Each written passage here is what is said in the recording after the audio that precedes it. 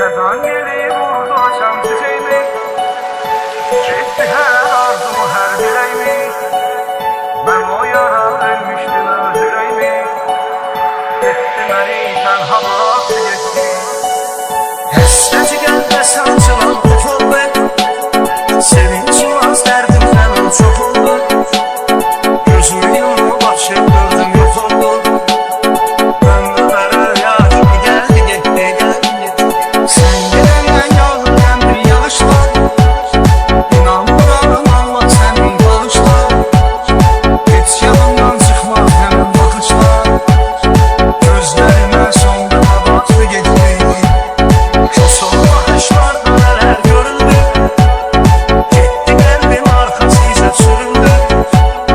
Gözlerimi yaşlı görüp sevindi, hala ayaklar şimdi gömdü gitti.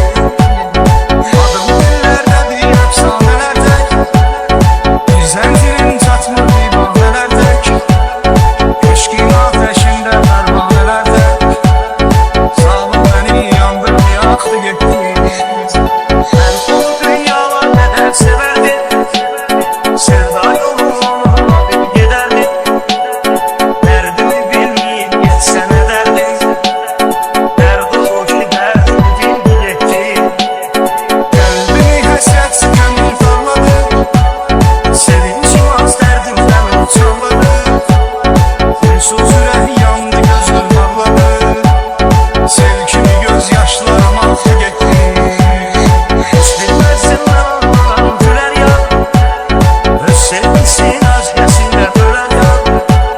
Sanırdım ki gözümün yaşını siler ya, efsus beni kalbinden sildi gitti.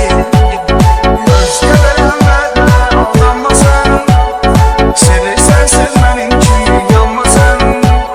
Sensiz hayat devam edir sanma sen.